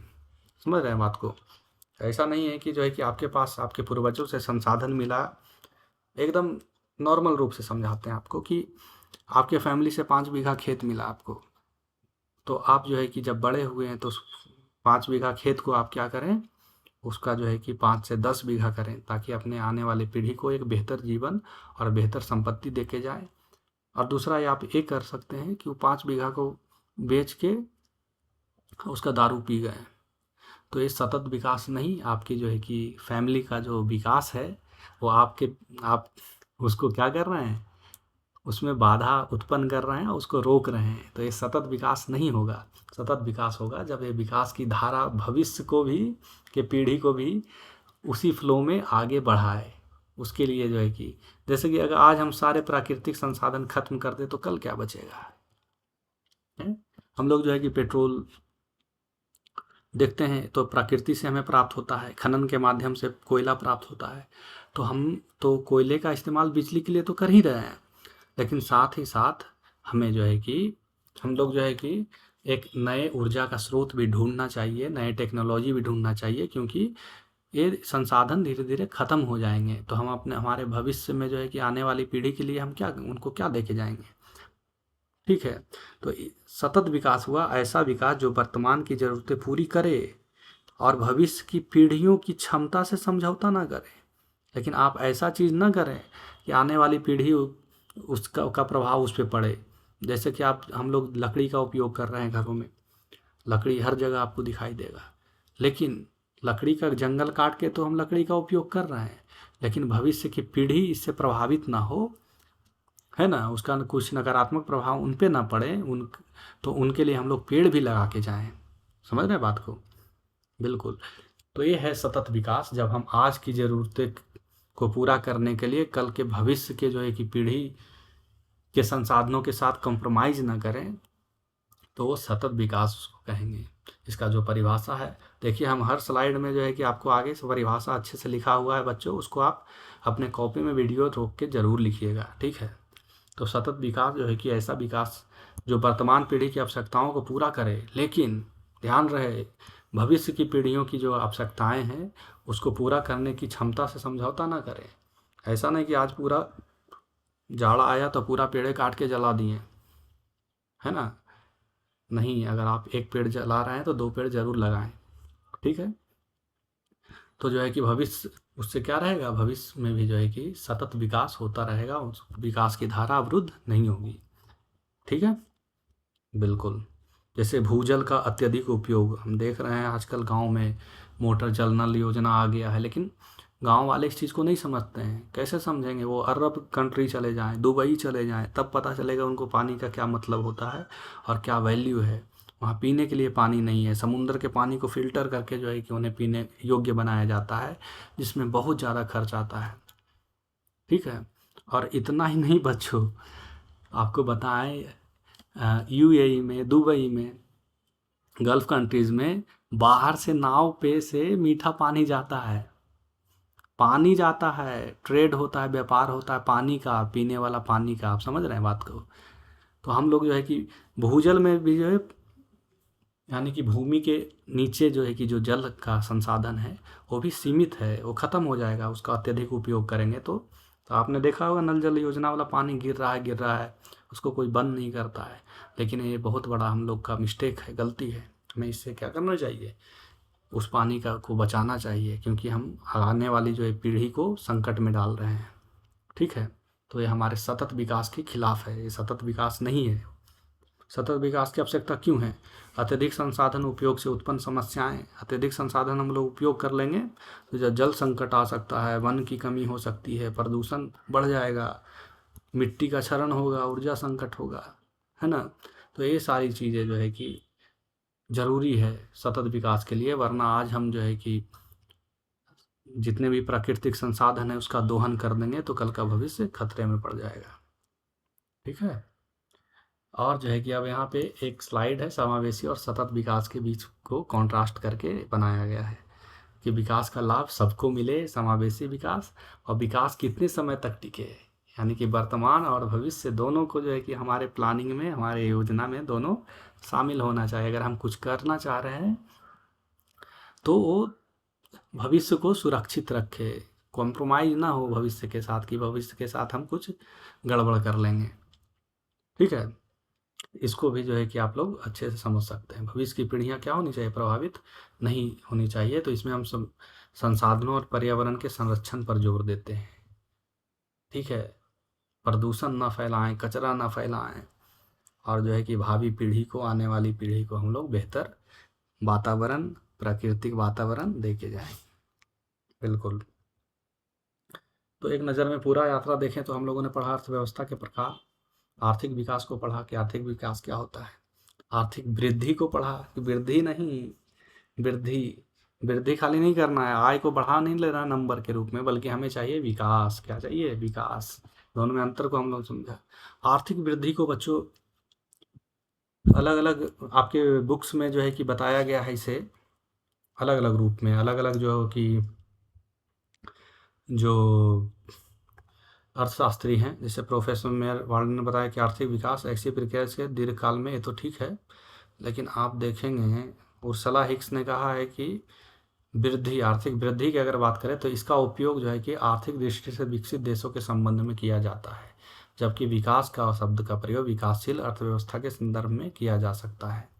डॉक्टर ब्राइट भी कहते हैं कि ग्रोथ शब्द का प्रयोग विकसित देशों के लिए किया जा सकता है और विकासशील के लिए इसका उपयोग करते हैं, डेवलप का यूज करते हैं, विकास का यूज करते हैं। समझ गए? तो आर्थिक, अधिकतर लोगों का मानना है कि आर्थिक विकास, आर्थिक वृद्धि दोनों एक ही हैं, दोनों एक दूसरे के पर्याय के रूप में इस्तेमाल हो सकते हैं। पर कुछ जो आपके अर्थशास्त्री है वो बताते हैं कि जो है कि आर्थिक वृद्धि अगर बोला जाता है तो इसका उपयोग आर्थिक वृद्धि किया जाता है जो विकसित देश है, जैसे अमेरिका विकसित देश है, ठीक है, तो कहेंगे कि वहाँ आर्थिक वृद्धि हुआ है, क्योंकि वो पहले से ही विकसित है, उसको विकास, आर्थिक विकास की ज़रूरत नहीं है, सड़कें बनाने की ज़रूरत नहीं है, वो जो है कि पहले से बेहतर है। तो अगर वहाँ पे कुछ जो है कि राष्ट्रीय आय में इनकम हुआ है तो उसको वो लोग कहेंगे आर्थिक वृद्धि हुआ है। लेकिन भारत में अगर कुछ हुआ है तो भारत में अभी भी डेवलपमेंट बाकी है, विकास सब जगह नहीं पहुँचा है, सब जगह अच्छी सड़कें नहीं पहुँची, बिजली नहीं पहुँची। तो हमें जो है कि कहना पड़ता है भारत में ऐसे देशों के लिए कि आर्थिक विकास, यहाँ पे आर्थिक विकास हुआ जबकि वहाँ पे आर्थिक ग्रोथ हुआ। हालांकि इसमें मतों में मतभेद है, तो बेटर है कि हम इस चीज़ को ना लेके चलें कि जो विकासशील देश है, कम विकसित देश है, उसके लिए हम आर्थिक विकास का उपयोग करेंगे और जो विकसित देश है आर्थिक वृद्धि का उपयोग करेंगे। लेकिन अगर परीक्षा में प्रश्न आ जाता है इससे संबंधित तो हम इस बात को ध्यान में रखेंगे। और साथ ही मैं जो आपको पढ़ा रहा हूँ बच्चों, आपका ये जो पुस्तक है इसको आप ज़रूर पढ़ेंगे, क्योंकि एक बार ये वीडियो देखने के बाद आप पढ़ेंगे तो आपको एक एक लाइन समझ में आएगा। नहीं आएगा तो कमेंट में आप पूछिए, और इसको एक बार आप पढ़ लेंगे तो क्या ही मज़ा आ जाएगा आपको, एक एक चीज़ आपको समझ में आएगा इसको पढ़ने के बाद। तो ये आपको जो है कि पढ़ना है, ठीक है। हम लोग आगे बढ़ते हैं, अब हम लोग पढ़ते हैं आर्थिक नियोजन की ओर। देखिए आपके पुस्तक में भी जो है कि दो तरह का विकास दिया हुआ है, एक आर्थिक विकास और दूसरा मौद्रिक विकास। देखिए क्या दिया है, अगर हम अर्थव्यवस्था के विकास की बात करते हैं तो एक आर्थिक विकास है, दूसरा मौद्रिक विकास है। आर्थिक विकास हम लोगों ने पढ़ा, आर्थिक विकास और आर्थिक वृद्धि को हम लोगों ने समझा। अब जो है कि हम इसमें एक योजना है, नियोजन है, आर्थिक नियोजन को पढ़ना है, ठीक है। तो आर्थिक नियोजन को हम लोग देखिए, भारत में योजना आयोग, तो योजना को समझते हैं क्या है भाई योजना। तो योजना क्या है? आर्थिक योजना तो देश के जो है उपलब्ध संसाधनों का योजनाबद्ध और उचित उपयोग करके निर्धारित आर्थिक एवं सामाजिक लक्ष्यों को प्राप्त करने की प्रक्रिया को आर्थिक नियोजन कहते हैं। नियोजन मतलब कुछ नहीं, योजना बनाना, प्लानिंग करना, कुछ भी चीज़ जो है कि ऐसे ही नहीं हम लोग को करना है, क्योंकि बच्चों संसाधन जो होते हैं सीमित होते हैं और आवश्यकताएं जो होती है असीमित होती है। आवश्यकता के कोई अंत है, इच्छाएं कभी ख़त्म नहीं हो सकती है। तो जो संसाधन है सीमित है, किस चीज़ पे खर्च करना है। पुराने फिल्म में आपने देखा होगा कि एक गरीब हीरो है, उसको गुंडे से भी लड़ना है, घर में गरीब माँ की दवाई, बूढ़ा बाप, बहन की शादी, सब उसको निपटाना है। तो वो क्या करे, तो उसके लिए फिर वो जो है कि गुंडे से बदला भी लेना है, तो क्या करेगा, योजना बनाएगा। वैसे ही यहाँ पे जो है कि अर्थव्यवस्था में हम लोग आर्थिक नियोजन करते हैं, आर्थिक रूप से। जैसे आप ही के घर में है तो आप कॉम्प्रोमाइज़ करते हैं कि नहीं, आपको बाइक खरीदना था लेकिन बहन की शादी अभी करनी है, तो आप उस योजना को कहते हैं नहीं नहीं अभी बाइक नहीं खरीदेंगे, पहले दीदी की शादी हो जाए उसके बाद जो है कि हम उसको देखेंगे बाद में। तो जो जो प्राथमिकता जिन चीज़ों की होती है, जैसे कोई गरीब घर में है तो देखे होंगे कि उनके पिता को अपने खुद के लिए कपड़े नहीं खरीदते हैं, लेकिन अपने बच्चे के लिए स्कूल ड्रेस दिलाते हैं, उनके जूते दिलाते हैं, खुद फटे जूते पहनते हैं। तो प्राथमिकता देते हैं कि हमारे पास जो है कि आर्थिक रूप से हम कमज़ोर हैं, संसाधन क्या है हमारे पास सीमित है, लेकिन जो है कि हमें क्या क्या ज़रूरत है प्राथमिकता हमको तय करना होगा कि पहले भाई पैसा विद्यालय पे खर्च करेंगे, कोई बीमार है तो उस पर खर्च करेंगे, ठीक है, घर के हिसाब से। तो इसके लिए हमें योजना बनाते हैं। ठीक वैसे ही अगर हम राष्ट्रीय आय की बात करें, देश की बात करें, तो उस रूप में भी हमें पहले योजना बनाना पड़ेगा, ठीक है। तो देश के उपलब्ध संसाधनों का योजनाबद्ध और उचित उपयोग करके जो है निर्धारित आर्थिक एवं सामाजिक लक्ष्यों को प्राप्त करने की प्रक्रिया को आर्थिक नियोजन कहा जाता है। तो हमें क्या करना पड़ेगा, नियोजन करना पड़ेगा बच्चों, ठीक है। तो भारत का क्या सीन रहा, भारत में स्वतंत्रता के बाद 1947 में जब अंग्रेज को हमने खदेड़ दिया, भगा दिया, तो देश का बंटवारा हो गया, दो भाग में बट गया, पाकिस्तान भी बन गया और हिंदुस्तान भी बन गया, धर्म के आधार पर ही बंटवारा हुआ था। तो पाकिस्तान से बहुत सारे हिंदू भारत में आए थे शरणार्थी के रूप में, उनका व्यवस्था करना है। बहुत जो है कि हमारे देश में क्या थी, बाप रे गरीबी, बहुत मुश्किल दौर में था भारत, बेरोजगारी भी बहुत ज़्यादा, पिछड़ापन बहुत ज़्यादा, अशिक्षा बहुत ज़्यादा, यानी कि सब चीज़ जो है कि बहुत लो था, ना ही औद्योगिक विकास था, बेरोजगारी, गरीबी, कृषि पिछड़ा हुआ था, सिंचाई बिजली की सुविधा नहीं था। तो क्या करे ऐसा स्थिति में देश को। उस समय जो है कि देश के प्रधान कौन थे, अपने चचा थे, वही फूल वाले चचा, वो मिर्जापुर वाले चचा नहीं समझिए आप लोग, फूल वाले चचा बोले तो चचा नेहरू, जवाहरलाल नेहरू उस समय के प्रधान मंत्री थे और राष्ट्रपति थे राजेंद्र प्रसाद। पूरा फूल फूल खोस के एकदम मस्त रहते थे प्रधानमंत्री। भारत आज़ाद हो गया और इतना सारा समस्या पहले से है भारत में। फिर जो है कि हम लोगों ने क्या किया, 1950 में कहा संविधान बनाओ, देश कैसे चलाओगे, नियम कैसे लागू करोगे। 1950 में जो है कि हम लोगों ने 26 जनवरी 1950 को हम लोगों ने क्या किया, देश में संविधान लागू कर दिया, लो संविधान बना दिए, इसी के अनुसार जो है कि देश चलेगा।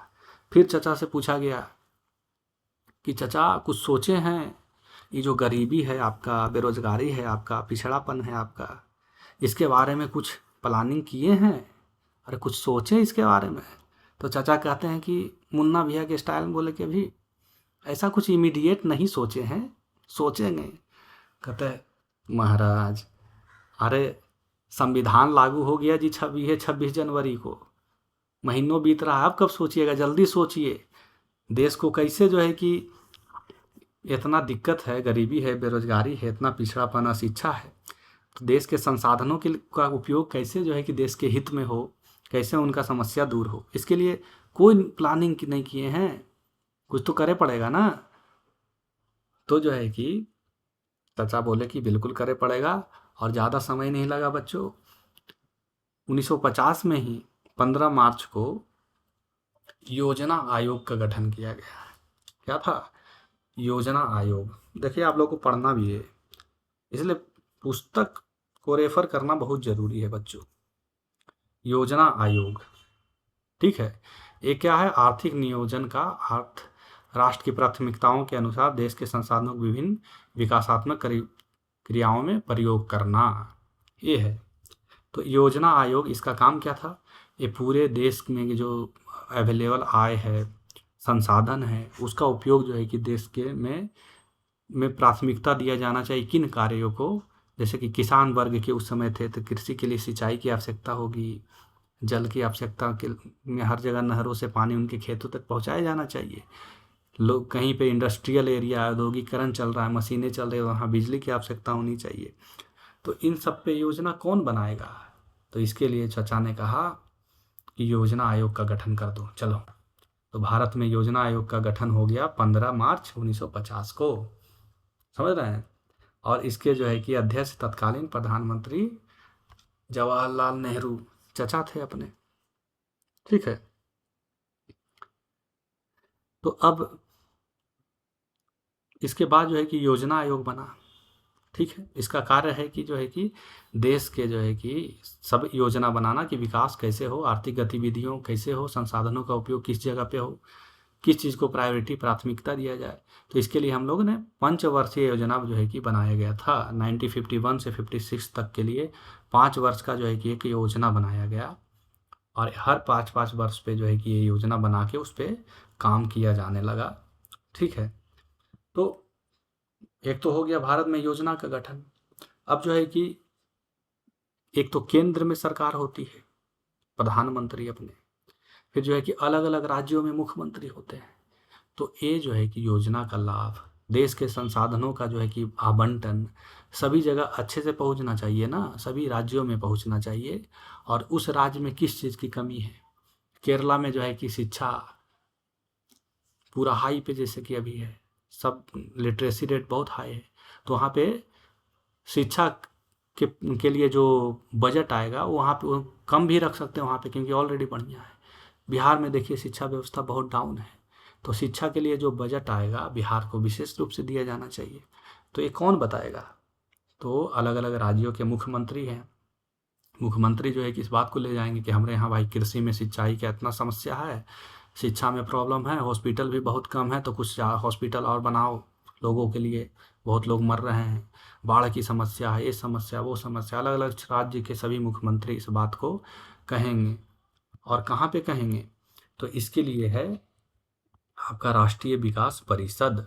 ये एक मंच है जहाँ पे जो है कि सभी मुख्यमंत्री हर राज्य के और केंद्र प्रशासित राज्य के सभी जो है कि जो हेड हैं यानी मुख्यमंत्री हैं, सब वहाँ बैठेंगे इस मंच पे, अपनी अपनी राय को देंगे, और उन सब का इनपुट लेगा अपना योजना आयोग। सब का इनपुट लेगा रे या योजना आयोग, समझा, सबका समस्या सुनेगा, और ये जो है कि योजना बना के देगा।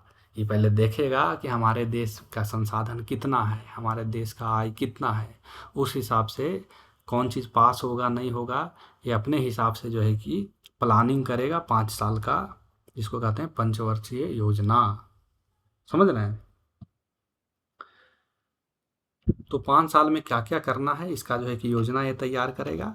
फिर जो है कि सुनाएगा राष्ट्रीय जो आपका राष्ट्रीय विकास परिषद है, एनडीसी, नेशनल डेवलपमेंट काउंसिल, तो इसके पास सुनाएगा, जिसमें सभी मुख्यमंत्री, प्रधानमंत्री और सभी राज्य के मुख्यमंत्री शामिल रहेंगे।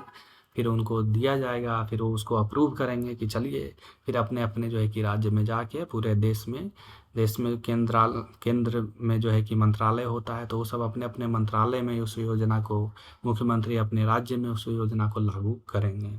समझ रहे बात को, बिल्कुल। लेकिन मैं आपको बता दूं बच्चों कि जो योजना आयोग का गठन जो हुआ था, चर्चा किए थे, अध्यक्ष थे उस समय 1950 में, अब इसको 2015 में इसको हटा दिया गया है। अब आ गया इसकी जगह पे नीति आयोग। क्या आ गया है, नीति आयोग। और यहाँ पे जो राष्ट्रीय विकास परिषद है इसके जगह पे गवर्नर काउंसिल करके जो है कि है, जहाँ पे सभी, वो गवर्नर काउंसिल ही मंच है जहाँ पे लोग अपने अलग अलग राज्यों का जो है कि लोग का मंच है, जहाँ बैठते हैं, अपनी समस्याओं को रखते हैं, अपने चीज़ों पे विचार विमर्श सभी मिलके करते हैं। ठीक है, आगे हम लोग बढ़ेंगे और पढ़ेंगे मौद्रिक विकास। ये बढ़िया टॉपिक है। तो हम लोगों ने भारत में आर्थिक नियोजन को समझा कि आर्थिक नियोजन क्या है, समझ गए हम लोग ना। देखिए राष्ट्रीय विकास परिषद को समझ लेते हैं। राष्ट्रीय विकास परिषद एक ऐसी संस्था थी जिसका उद्देश्य देश के विकास से संबंधित योजनाओं पर विचार विमर्श करना तथा केंद्र और राज्यों के बीच विकास संबंधी समन्वय को बढ़ावा देना है। ठीक है, राष्ट्रीय स्तर की योजनाओं पर विचार करना, नीतियों पर चर्चा करना, देश की संतुलन विकास में सहयोग करना, ये राष्ट्रीय विकास परिषद का है। तो राज्य की सरकारें इसमें शामिल होती है, केंद्र की सरकारें शामिल होती हैं, और विकास की योजनाओं पे अपना ठप्पा लगाती है। ठीक है, अब जो है कि हम आगे बढ़ते हैं जो मौद्रीकरण है उस पर। तो एक ज़माना था जब वस्तु विनिमय प्रणाली था, यानी कि हम लोग जो एक्सचेंज करते थे, लेन देन करते थे, वस्तु के बदले वस्तु। इसका परिभाषा देखेंगे, जब एक वस्तु या सेवा के बदले दूसरी वस्तु या सेवा का सीधे आदान प्रदान किया जाता है तो इसे वस्तु विनिमय व्यवस्था कहते हैं। उदाहरण, जब किसान के पास अगर गेहूँ है और दुकानदार के पास कपड़ा है तो इसको गेहूँ दे देगा, लो भाई, ये इसको दे देगा कपड़ा, लो भाई पहनो, ठीक है। तो इसको जो है कि खाने के हो जाएगा, इसको पहनने के उड़ जाएगा। तो इसमें जो है कि समस्या क्या थी, हम जो है कि स्टार्टिंग क्लास में ही हमने वस्तु विनिमय को समझाते हुए बताया था कि एक किसान को अगर आईफोन खरीदना हो तो शोरूम में पूरा ट्रक लेके पहुंच जाए, ट्रैक्टर लेके गेहूं भर के पहुंच जाए तो प्रॉब्लम है ना। इस व्यवस्था में धन और मुद्रा का उपयोग नहीं होता था, तो क्या हर व्यक्ति अपनी ज़रूरत की वस्तु के बदले उचित वस्तु आसानी से मिल सकती थी? बिल्कुल नहीं। अगर जो है कि कहा लीजिए ना गेहूँ, हमको कपड़ा दीजिए ना, कहेगा अरे हमरा ही गेहूँ अभी तो बहुत रखल है, ये कहेगा गेहूँ का बेरा बोरा ढेर भरल है, हमको ज़रूरत है घड़ा की ज़रूरत है। तो ये पूछेगा कि आपको किस चीज़ का ज़रूरत है, घड़ा का ज़रूरत है, कहेगा ना घड़ा अभी भी हम ले लिए ढेर। तो फिर जो है कि बेचारा क्या करेगा, दूसरा आदमी के पास जाएगा कि आपको किसी गेहूँ की ज़रूरत है, गेहूँ की ज़रूरत है, तो ये दूसरा के पास जा भी नहीं सकता है ना, इसको कपड़ा की ज़रूरत है। तो दुकानदारे के पास जाएगा, दुकानदार से कह रहा आपको ये चीज़ चाहिए, ये चीज़ चाहिए, ये चीज़ चाहिए, ये कहेगा मेरे पास सब चीज़ है। तो ये कहेगा कि मेरे पास अगर घड़ा, अगर कहेगा मेरे पास घड़ा नहीं है। अब इसको बेचारा को क्या करना पड़ेगा, इसको गेहूँ नहीं देगा, ये बेचारा जाएगा अब आपके आपके जो घड़ा बनाते हैं कुम्हार जी के पास जाएगा और उनको जो है कि बोलेंगे कि भाई हमको आप गेहूँ ले लीजिए और घड़ा दे दीजिए। कहेगा ना हमको भी गेहूँ नहीं चाहिए। तो फिर तो हो ही नहीं पाएगा एक्सचेंज, बड़ा मुश्किल होगा। तो बहुत मुश्किल था एक ज़माने में, जिस समय वस्तु विनिमय प्रणाली थी तब वस्तु के बदल वस्तु लेने में बहुत समस्या उत्पन्न हो रही थी। फिर जो है कि मुद्रा का विकास हुआ इसी के लिए, ठीक है। वस्तु विनिमय की कठिनाइयाँ को समझिए कि आवश्यकताओं का दोहरा संयोग, किसान को जूते चाहिए और मोची को गेहूँ चाहिए तभी लेन देन होगा भाई, वरना नहीं होगा। किसान को जूता चाहिए तो मोची के पास बेचारा गेहूँ लेके गया और गेहूँ उसको चाहिए ही नहीं, अगर चाहिए होगा तभी लेन देन होगा, वरना तो स्थगित हो जाएगा, बेचारा को निराश लौटना पड़ेगा। मूल्य का निर्धारण की समस्या, एक गाय के बदले कितना बेर गेहूँ देना है ये भी तय करना बड़ा मुश्किल हो रहा था। वस्तुओं के विभाजन की समस्या, थोड़ा गेहूँ चाहिए तो क्या पूरी गाय देनी होगी? Oh my God. अगर ग्वाला है, उसके पास गाय है, तो उसको थोड़ा ही गेहूँ चाहिए तो अब वो क्या देगा, वो पूरा गाय दे देगा क्या उसके बदले? मुश्किल है ना बहुत। भविष्य के लिए मूल्य सुरक्षित रखने की समस्या, अनाज या जानवरों को लंबे समय तक सुरक्षित नहीं रखा जा सकता है ना। किसान है तो उसके पास बहुत सारा जो है कि अनाज उपजाया है, तो ज़रूरत है जब से, तो जब जब ज़रूरत पड़ता है गेहूँ लेके जाता है, लेके चला आता है। लेकिन वो गेहूँ गेहूँ उसके पास मुद्रा के रूप में गेहूँ ही है। अब गेहूँ लंबा समय तक नहीं रखा जा सकता है, ख़राब होने लगेगा, तो घर में रख नहीं सकता उसको। तो ये बहुत समस्या उत्पन्न हुआ था उस समय पे वस्तु विनिमय में। तो बेहतर विनिमय यानी कि लेन देन के जो का माध्यम है, इसको और बेहतर बनाने की आवश्यकता थी। तब क्या हुआ, मुद्रा का जन्म हुआ मेरे प्यारे बच्चों। एकदम आसान ही समझ रहे होंगे। तो मुद्रा क्या है? मुद्रा वह वस्तु या माध्यम है जिसे सामान्य रूप से वस्तुओं और सेवाओं के भुगतान के लिए स्वीकार किया जाता है, अर्थात इसके माध्यम से हम मूल्य चुकाते हैं। बिल्कुल, इस कपड़े का कुछ मूल्य निर्धारण होगा और जो है इसके गेहूँ का भी कुछ मूल्य निर्धारण होगा, और जो है कि उस मूल्य के हिसाब से डायरेक्ट इसको ये नहीं देना है, ये उसके बदले में जो है कि मुद्रा देगा। क्या देगा? मुद्रा देगा। इससे जो है कि लेन देन कितना मस्त हो गया। तो अब किसान को ऐसे व्यक्ति खोजने की जरूरत नहीं रही जिसे गेहूं ही चाहिए। मुद्रा ने लेन देन को बहुत सरल बना दिया। अब मुद्रा के कार्य क्या क्या है? विनिमय के माध्यम, यानी लेन देन का जो है कि एक माध्यम है, खरीद बिक्री का माध्यम है, ठीक है। वस्तु के बदले मुद्रा, मुद्रा के बदले दूसरी वस्तु ले सकता है। मूल्य का संचय, भविष्य बचाने के लिए आप 1000 के बजाय भविष्य में जो है कि उपयोग आप उस पैसे को कर सकते हैं। यानी कि आप प्याज लगाएं, अब प्याज 1 महीना में ख़राब हो जाता है, तो आप ऐसा करिए उस प्याज को मंडी पहुंचाइए। अब मंडी में जो है कि ढेर सारा व्यापारी है, उसको अलग अलग जगह पर परिवहन के साधनों का उपयोग करके, ट्रक और लॉरी का यूज करके वो दूसरे दूसरे मार्केट में जाके उसको बेच के ख़त्म कर देगा। आप टेंशन मत लीजिए। और वहाँ से जो है कि आप प्याज को जो बेचे हैं उसका मुद्रा लेके आइए। मुद्रा आपके घर में सुरक्षित रहेगा, वो ख़राब नहीं होगा, ठीक है। तो आप जो है कि मुद्रा को लंबे समय तक भविष्य में उपयोग के लिए बचा के रख सकते हैं। मूल्यों का माप सही हो गया, मूल्य, अब किसी वस्तु का मूल्य निर्धारण हो गया कि ये वस्तु इतने का होगा, तो किसी ग्वाला को अगर थोड़ा सा गेहूँ चाहिए तो उसको पूरा गाय देने की ज़रूरत ही नहीं है, उसके लिए मुद्रा देगा। और गाय उसको बेचना है तो गाय कहीं और बेच देगा जिसको वो खरीदने की आवश्यकता है। पहले हाट लगता था, वहाँ जाके बेच देगा। और जो मुद्रा बचेगा उसको संयोजित करके, संचय करके अपने घर में रख सकता है। और आगे बैंक भी की सुविधा है, उसमें रख सकता है। भुगतान का जो है कि साधन, अब जो है कि सेवा या शुल्क का भुगतान क्या हो गया? सेवा, अच्छा, भुगतान एक कीमत और शुल्क में अंतर आपको पता है? बहुत बहुत बारीक चीज़ है, लेकिन शुल्क होता है सेवा के लिए। हम लोग पढ़े ना कि दो चीज़ों का उत्पादन होता है, हम उपभोग करते हैं, या तो सेवा का करते हैं या फिर वस्तु का करते हैं। अगर हम वस्तु का उपभोग करते हैं तो उसकी कीमत होती है, तो हम उसके कीमत का भुगतान करते हैं। और अगर हम सेवा का उपयोग करते हैं तो शुल्क का भुगतान करते हैं। जैसे शिक्षक एक पढ़ा रहे हैं, तो हम लोग जो है कि जब भुगतान करेंगे तो हम शिक्षक को कीमत नहीं दे रहे हैं, बल्कि एक शुल्क दे रहे हैं। उस राशि को शुल्क कहते हैं।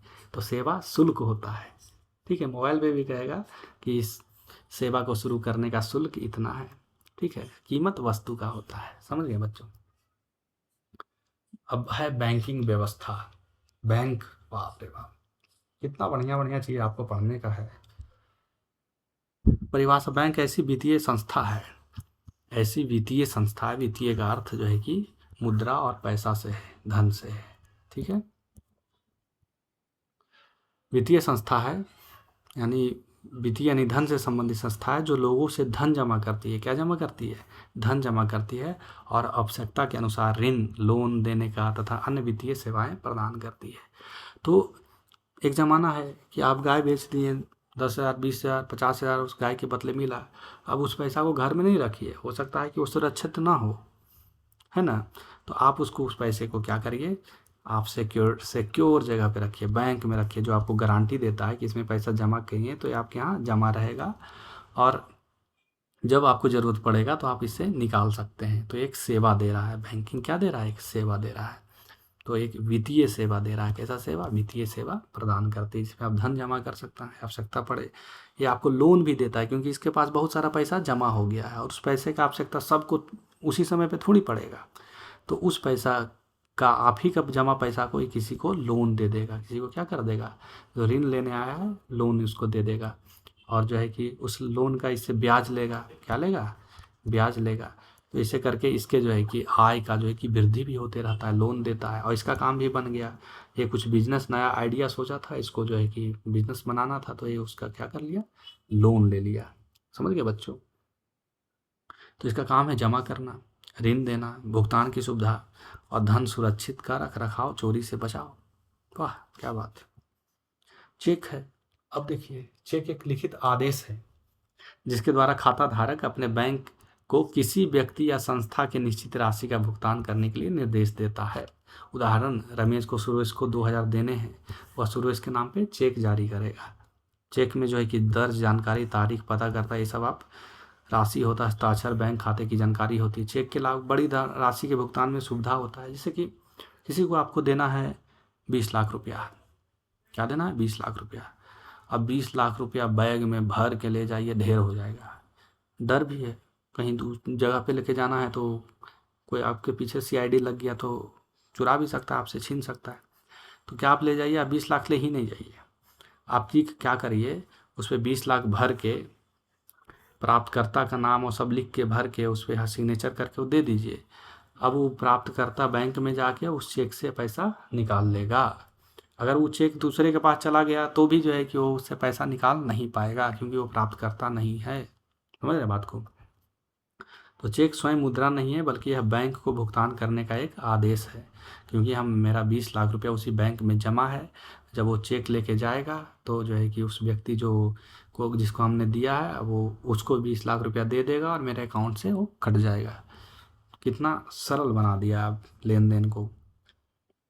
कोर बैंकिंग ऐसी बैंकिंग व्यवस्था जिसके बैंक की भिन्न शाखाएं एक केंद्रीय कंप्यूटर आधारित प्रणाली से जुड़ी होती है। अब देखिए, कोर बैंकिंग की अगर हम बात करें बच्चों, तो पहले जो है कि स्थानीय एक जगह पे बैंक है, पहले के लोग यहाँ पैसा जमा करेंगे, फिर यहीं से पैसा निकालेंगे, तो जो भी कुछ ज़रूरत पड़ेगा यहाँ जाएंगे, फिर आना जाना यहाँ पे सभी कस्टमर का लगा रहेगा।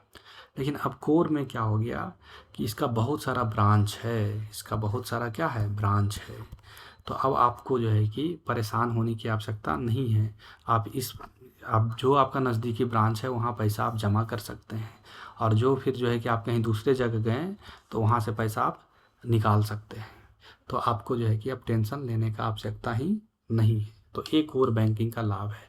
अगर मैं बिहार में मेरा अकाउंट खुला हुआ है और मैं अभी कहाँ हूँ, मैं हूँ बेंगलोर में, तो यहाँ पे जो है कि पैसा निकालने में भी मेरा कोई प्रॉब्लम नहीं होगा, क्योंकि हम कोर बैंकिंग से जुड़े हुए हैं, जिसका पूरे देश में नेटवर्क है, बहुत सारे ब्रांचेज हैं पूरे देश में। तो हम कहीं से उसका पैसा निकाल सकते हैं और उन सेवाओं का लाभ ले सकते हैं। इतना ही नहीं बच्चों, और हम लोगों ने भारत में देखिए स्वचालित धनराशि मशीन, एटीएम मशीन है ये, स्वचालित ऑटोमेटिक ट्रांजैक्शन मशीन, ठीक है। तो इलेक्ट्रॉनिक मशीन है जिसके माध्यम से ग्राहक बैंक शाखा गए बिना अपने खाते से नगद धन निकाल सकता है एवं अन्य सेवाएं प्राप्त कर सकता है। तो एटीएम मार्केट में हर कहीं पे जगह लगा रहता है। तो आप नगद राशि आपको निकालना है तो कहीं पे भी ग्राहक कार्ड डालें, गोपनीयता संख्या डालें, राशि दर्ज करें, मशीन बैंक के खाते से तुरंत वो जुड़ के आपको नगद पैसा वहीं पे निकाल के दे देगा, ठीक है। तो हम लोगों ने मौद्रीकरण में कितना आगे हम लोग आ गए हैं, ठीक है, और सभी सेवाओं का उपभोग अच्छे से कर रहे हैं। डेबिट और क्रेडिट कार्ड, फिर आपके पास जो है कि वही है डेबिट कार्ड, एटीएम मशीन से निकालने के लिए भुगतान का सीधे अपने बैंक खाते से कटती है। बैंक खाते में उपलब्ध राशि महत्वपूर्ण है, खरीदारी के समय पैसा कट जाता है डेबिट कार्ड का यूज करके, ठीक है। तो आपके जो है कि डेबिट कार्ड हुआ जिसमें पैसा जो है कि आपके बैंक में जो जमा है, तो आप कहीं खरीदारी कर रहे हैं, कुछ भी कर रहे हैं, तो सीधा जो है कि डेबिट कार्ड से उस पैसा को आप भुगतान कर सकते हैं। क्रेडिट कार्ड है, क्रेडिट कार्ड तो और बढ़िया सुविधा देता है कि आपके बैंक में पैसा नहीं भी है तो निर्धारित सीमा तक बैंक से उधार की सुविधा मिलती है। यानी कि 1 महीना में बिल आएगा, यानी पोस्ट पेड टाइप का हो गया। आप इस क्रेडिट कार्ड का उपयोग करिए वस्तु को खरीदने में, 1 लाख उसका लिमिट होता है, 1 लाख 2 लाख। तो आप जो है कि 2 लाख तक की खरीदारी, आपके अकाउंट में पैसा नहीं भी है तो भी आप कर सकते हैं। लेकिन वो जो है कि एक उधार सीमा महत्वपूर्ण है, यानी कि 1 महीने का में बिल आएगा तो उस समय जब बिल आएगा तो आपको जमा करना पड़ेगा। तो खरीदारी क्या करें, खरीदारी आज करें और बिल का भुगतान बाद में करें। तो उदाहरण के लिए अगर खाते में 5,000 है, 1,000 का भुगतान किया तो तुरंत 1,000 कट गए, 4,000 बचा। ये डेबिट कार्ड का काम है कि आपके अकाउंट में पैसा रहेगा तभी आप इससे भुगतान कर सकते हैं, ठीक है। लेकिन क्रेडिट कार्ड है, उधार सीमा में आप भुगतान कर सकते हैं। 1 महीना बिल आता है तो उस समय तक आप अगर आपका बिल अच्छे से समय पे आप जमा कर रहे हैं तो 1 महीना के अंदर आप पूरा खरीदारी करिए। उसका जितना लिमिट है, 5 लाख का लिमिट है, 5 लाख तक जो है कि आपको ये देखने की ज़रूरत नहीं है कि अकाउंट में पैसा है या नहीं है। आप उससे खरीदारी करिए, भुगतान करिए, और जिस दिन बिल आएगा तो उसका समय सीमा के अंदर उसका जो है कि भुगतान आप फिर बाद में कर दीजिए। अब पूरी कहानी को छोटू की कहानी से समझते हैं कि एक देखिए छोटू है, सबसे पहले इसको क्या कर रहा था, कपड़ा लेने के लिए क्या करना पड़ रहा था, छोटू को गेहूं के बदले कपड़ा बदलता था। सही व्यक्ति का मिलना कठिन था जिसको वही चीज़ चाहिए। फिर जो है कि दूसरा में चरण में यहाँ पे क्या आ गया कि मुद्रा आ गया, तो गेहूं बेचकर मुद्रा ले ली और आसानी से कपड़ा खरीदा। तीसरा चरण में फिर बैंक आ गया, तो भाई जो पैसा बचा उसको बैंक में क्या कर दिए, छोटू क्या कर रहा है, जमा कर रहे हैं, ठीक है। चौथा चरण में बड़े भुगतान के लिए छोटू ने चेक लिख कर दिया। फिर चेक का व्यवस्था आया कि जो है कि बहुत ज़्यादा पैसा है तो उसको थैला में भर के मत ले जाओ, नहीं तो चोर पीछे पड़ जाएगा, पकेटे मार लेगा। क्या करना है, चेक देना है, ठीक है। आगे जो है कि बढ़ते हैं 5वां चरण में, तो कोर बैंकिंग। अब कोर बैंकिंग हो गया कि सभी शाखाएं जुड़ गई, छोटू किसी भी शहर में अपना खाता चला सकता है। स्वचालित धन निकासी मशीन, एटीएम मशीन आ गया, छोटू बिना बैंक गए मशीन से नगद पैसा निकालने लगा। 7वां चरण में छोटू को क्या फ़ायदा हुआ, जब छोटू कार्ड से बिना नगद छुए, बिना जो है कि कैश के डिजिटल भुगतान करता है। अब छोटू का लाइफ झिंगा लाला हो गया है, ठीक है। तो वस्तु विनिमय से आधुनिक कार्ड तक छोटू का लेन देन बहुत ही ज़्यादा सुविधाजनक हो गया है। तो बच्चों बहुत मज़ा आया आज की इस क्लास में, और इसी क्लास को हम लोग कंटिन्यू करेंगे आगे। और आप लोग का बहुत बहुत धन्यवाद। अगर अच्छा लगा हो तो आप इस चैनल को सब्सक्राइब भी कर सकते हैं। धन्यवाद दोस्तों।